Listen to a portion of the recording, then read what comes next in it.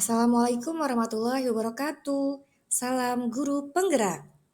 Pada video ini, saya akan menampilkan video praktik coaching ruang kolaborasi modul 2.3. Tujuan kegiatan coaching ini, CGP dapat mempraktikkan alur percakapan coaching Tirta dan melakukan refleksi terhadap praktik percakapan coaching yang telah dilakukan dengan sesama rekan CGP.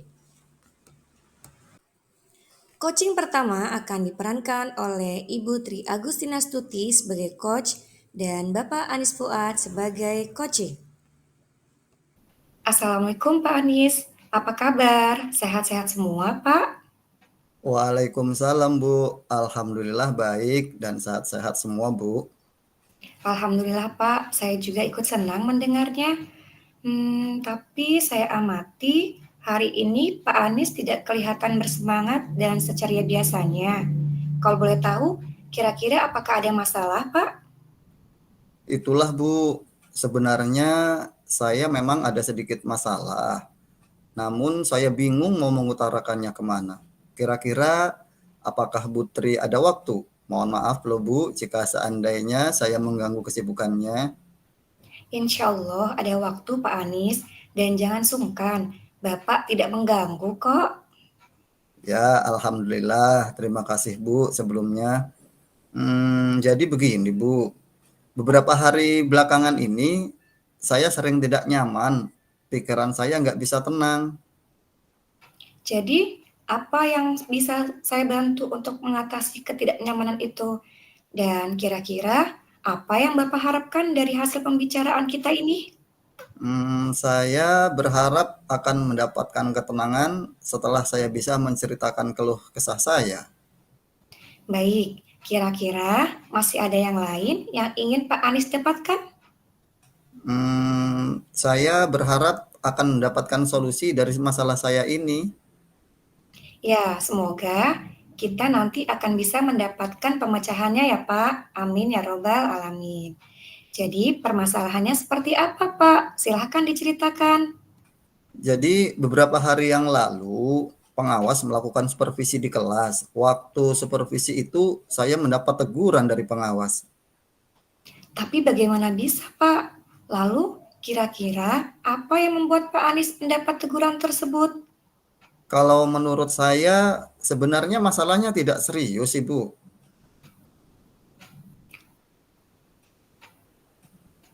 Oh, tidak serius. Tidak serius yang seperti apa ya Pak? Itu Bu, Bapak pengawas mengkritik tentang proses kegiatan pembelajaran yang saya lakukan. Proses mengajar yang bagaimana Pak? Apakah Pak Anies dinilai kurang bisa mengelola kelas dengan baik? Atau seperti apa sehingga sampai dikritik seperti itu? Jadi sebenarnya beliau keberatan waktu saya mengajar tidak memakai buku teks. Oh, lalu bagaimana tanggapan Pak Anies terhadap respon dari pengawas tersebut? Saya sejujurnya menyampaikan kepada beliau bahwa selama ini ketika saya mengajar, saya menggunakan berbagai sumber. Bisa dari buku referensi perpustakaan dan lain sebagainya. Bagi saya yang penting mengacu pada kurikulum. Ketika saya sampaikan seperti itu, beliau agaknya kurang berkenan. Oh, jadi masalahnya begitu. Kalau begitu, izinkan saya bertanya dulu. Selama ini, kira-kira apa saja yang Bapak lakukan di dalam kegiatan proses belajar mengajar? Seperti yang saya ceritakan tadi, Bu, saya menggunakan berbagai sumber dari buku di perpustakaan, menayangkan video-video pembelajaran interaktif dan menyenangkan. Mengapa Pak Anies tidak menggunakan buku teks? Menurut saya, sumber belajar yang saya gunakan ini sudah cukup memudahkan para murid. Murid-murid juga termotivasi, dan sejauh ini juga masih tetap mengacu pada kurikulum. Sebenarnya itu sudah bagus, Pak. Kemudian soal output, menurut Bapak, bagaimana hasilnya saat Pak Anies mengajarkan menggunakan sumber-sumber belajar tersebut? Seperti yang kita ketahui bersama, bahwa karakter dan profil belajar para murid itu beragam. dan belajarnya pun juga berbeda-beda. Oh iya, betul juga ya Bu. Kenapa saya tidak kepikiran ke sana ya? Dan selama ini menurut saya masih ada beberapa siswa yang hasil belajarnya masih kurang maksimal. Nah, itulah Pak pentingnya buku teks sebagai sumber belajar. Mungkin harapan dari pengawas kemarin adalah seperti itu, supaya Bapak menggunakan sumber belajar dengan buku teks juga. Saya pikir ada benarnya juga ya Bu. Iya, jadi setelah Bapak bercerita, sekarang bagaimana perasaannya? Ya, terima kasih Bu. Terus terang saya sudah merasa agak nyaman sekarang. Akan tetapi masih ada yang sedikit mengganjal Bu. Suatu hal yang membuat saya merasa resah sehingga kepikiran terus. Bahkan di rumah juga kepikiran terus dengan masalah ini. Sehingga akibatnya pekerjaan lain jadi agak terbengkalai juga. Lalu kira-kira apa yang membuat Bapak merasa masih sedikit resah selama ini? Sebetulnya yang membuat saya resah dan tidak nyaman itu adalah karena Bapak pengawas menyampaikan hal tersebut kepada kepala sekolah kita. Saya takut nanti akan jadi masalah di kemudian hari. Ya, jadi jika saya boleh menyimpulkan, yang membuat Pak Anies merasa tidak nyaman adalah saat supervisi itu. Karena Pak Anies tidak menggunakan buku teks sebagai sumber belajar. Dan ketika pengawas memperingatkan Bapak, Bapak memberikan argumen, sehingga hal itu membuat pengawas merasa tersinggung, lalu menyampaikannya kepada kepala sekolah. Betul begitu, Pak? Iya Bu, iya. Kira-kira saya akan dipanggil dan ditegur kepala sekolah atau tidak ya Bu? Jadi, kalau menurut saya, untuk masalah ini, Pak Anies bisa merefleksi dan mempersiapkan diri saja. Jika nantinya, misalnya nih, Pak Anies dipanggil dan ditegur oleh kepala sekolah, Bapak sudah siap untuk menjelaskan masalah yang sebenarnya terjadi. Dan saya yakin, pasti beliau nanti juga akan menyampaikan hal-hal positif sehingga menambah semangat Bapak dalam mengajar. Ya, mudah-mudahan ya Bu. Ya, amin, amin ya robbal alamin. Jadi, selanjutnya dari apa yang sudah kita bahas bersama ini, lalu apa rencana Pak Anies selanjutnya? Iya Bu, saya berniat menemui beliau untuk membicarakan hal ini Bu. Mungkin beliau akan memberikan solusi juga. Ya, sebuah rencana yang sangat bagus, Pak. Lalu kira-kira apakah masih ada hal lain yang akan Bapak lakukan? Iya, saya berencana bahwa saya juga akan menemui Pak Pengawas Bu, dan saya juga akan minta maaf pada beliau. Kemudian terkait proses belajar ke depannya, saya juga akan mulai menggunakan buku teks, di samping juga meminta saran kepada Pak Pengawas mengenai bagaimana menjalankan proses belajar mengajar yang baik. Terus kemudian bagaimana dengan proses kegiatan belajar mengajar Bapak selanjutnya? Ya Bu, setelah ini saya akan mulai untuk memakai buku teks untuk sebagai salah satu sumber belajar saya dalam mengajar Bu. Dan mengenai sumber-sumber belajar yang pernah saya gunakan, saya juga akan tetap saya terapkan karena siswa sudah merasa nyaman dengan cara tersebut. Sehingga dengan demikian juga akan semakin mengakomodir kebutuhan belajar para murid Bu. Wah, subhanallah, luar biasa, Pak. Langkah penyelesaian yang Pak Anies ambil sudah sangat-sangat bagus. Saya setuju dengan ide itu. Wah, alhamdulillah, syukurlah Bu. Jadi sekarang saya merasa lega karena jujur saya takut salah-salah dalam mengambil langkah dalam penyelesaian permasalahan ini. Apalagi sudah berurusan dengan atasan, takutnya nanti malah tambah parah dan melebar. Ya, alhamdulillah. Saya juga merasa senang dan sangat bersyukur, Pak. Pada akhirnya, Pak Anies sudah merasa lega. Ya, terus dari yang sudah Bapak rencanakan tadi, komitmen apa yang akan Bapak lakukan untuk menjalankan rencana itu? Adakah batas deadline waktunya? Iya, baik Bu. Mengenai hal itu secepatnya saya akan eksekusi. Tetap muka ke depan dalam proses kegiatan belajar mengajar, saya akan mengacu pada kurikulum. Kemudian mematuhi aturan-aturan yang ada, termasuk aturan dari pengawas tentang penggunaan buku teks. Secepatnya saya juga akan menghadap ke sekolah dan insya Allah esok atau lusa saya akan pergi menemui Pak Pengawas. Iya, Pak. Terima kasih. Selanjutnya, Dukungan apa yang kira-kira Pak Anies butuhkan untuk melaksanakan komitmen tersebut? Nah, terkait masalah ini juga masih dalam pikiran. Saya akan berusaha berkomunikasi dengan teman-teman guru serumpun mata pelajaran, sehingga barangkali kami bisa sama-sama saling mengingatkan. Wah, ini ide yang sangat bagus sekali, Pak. Semoga semuanya dapat segera terselesaikan ya, Pak. Dan Bapak dapat kembali bekerja dengan suasana hati yang tenang dan nyaman. Iya, amin, amin ya robbal alamin, Bu.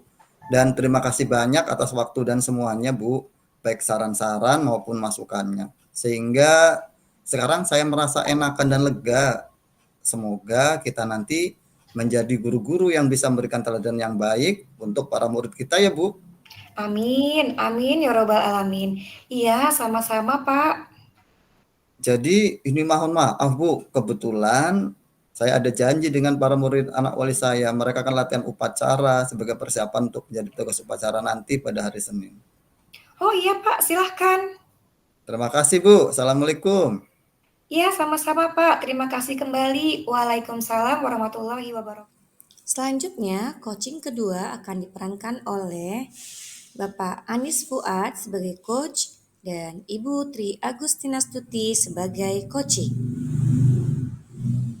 Pak Anis, bolehkah saya meminta waktunya? Saya mau bercerita tentang apa yang saya rasakan akhir-akhir ini di kelas, Pak. Baik Putri, apa yang mau Ibu ceritakan?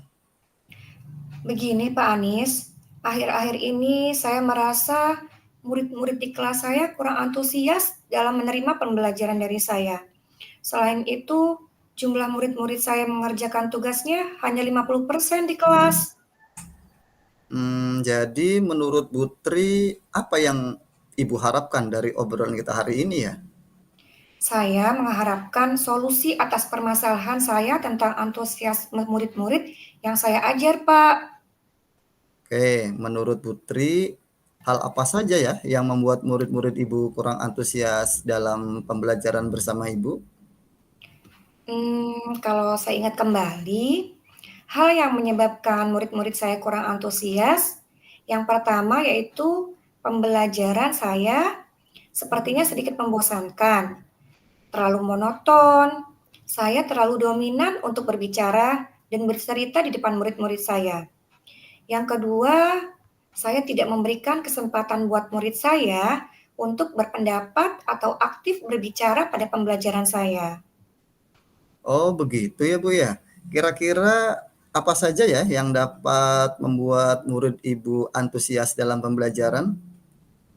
Menurut saya, murid-murid pasti menginginkan pembelajaran yang asik, tidak monoton, dan tidak membosankan. Wah, saya sependapat dengan Putri. Lalu menurut pendapat Ibu, apa saja yang bisa membuat murid-murid itu asik dan tidak bosan pada pembelajaran? Menurut saya, pembelajaran harus berpusat pada murid. Murid diminta untuk aktif dalam pembelajaran. Selain itu, harus juga diselingi dengan ice breaking ataupun games supaya pembelajaran lebih menarik. Oke, lalu Putri mengenai tugas yang diberikan kepada murid-murid Ibu, apakah ya yang menyebabkan sehingga kurang antusias dalam pengumpulan tugasnya? Kemungkinan karena saya memberikan tugas terlalu banyak dan berisi banyak pertanyaan, tanpa saya memberikan sumber belajar yang beragam dan mengasihkan. Kalau boleh tahu, Ibu menggunakan sumber belajar apa saja ya di kelas? Saya bisa menggunakan buku teks yang ada di perpustakaan. Adakah sumber belajar lain, Bu, selain buku teks? Hmm, saya pikir banyak ya Pak, sumber belajar seperti video di YouTube, atau bisa juga menggunakan aplikasi yang sedang tren ya Pak ya, seperti TikTok dan Quizizz. Nah, betul sekali, Putri. Saya yakin bila Ibu bisa menggunakan berbagai macam sumber belajar, pasti akan membuat murid-murid antusias dalam pembelajaran. Jadi sekarang apa ya rencana Ibu untuk menyelesaikan masalah ini?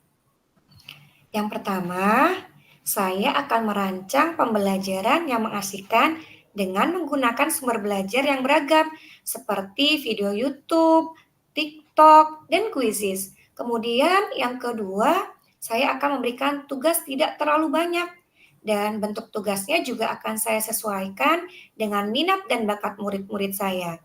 Istilahnya, saya akan menerapkan pembelajaran berdiferensiasi, Pak, Hmm. sehingga murid tidak terkesan dipaksa, tetapi mereka memang senang mengerjakan tugasnya. Misalnya, menggunakan bentuk drama, lagu, puisi, maupun games. Wah, bagus sekali rencana Ibu. Mudah-mudahan berhasil ya. Kapan Ibu akan merealisasikan rencana tersebut dan kira-kira siapa ya yang perlu Ibu hubungi? Saya akan merealisasikannya, saya akan merealisasikan rencana tersebut secepatnya, Pak. Hmm. Dan saya akan menghubungi murid-murid saya yang belum mengerjakan tugas. Oke, bagaimana Ibu memastikan hal itu bisa berjalan sesuai dengan rencana ya? Saya akan memberikan bimbingan terhadap murid yang masih belum antusias dalam pembelajaran. Oke, lalu apa kesimpulan Ibu terhadap rencana ini? Jadi, saya berkesimpulan untuk selalu membuat rencana pembelajaran yang mengasihkan, menggunakan banyak sumber belajar untuk mengeksplorasi materi, sehingga murid-murid saya dapat menjalankan merdeka belajar dan saya akan membuat murid-murid saya senang dalam kegiatan eksplorasi materi. Saya juga akan menerapkan pembelajaran berdiferensiasi. Wah, bagus sekali Bu. Saya sangat mendukung itu. Mudah-mudahan semua berjalan lancar dan sesuai harapan ya Bu. Amin. Terima kasih Pak Anies atas waktunya untuk sharing. Mudah-mudahan kita bisa menjadi guru yang selalu berpihak pada murid dan kehadiran kita selalu dirindukan oleh murid-murid kita. Amin ya robbal alamin. Amin. Terima kasih Putri. Sama-sama Pak Anies, terima kasih ya Pak.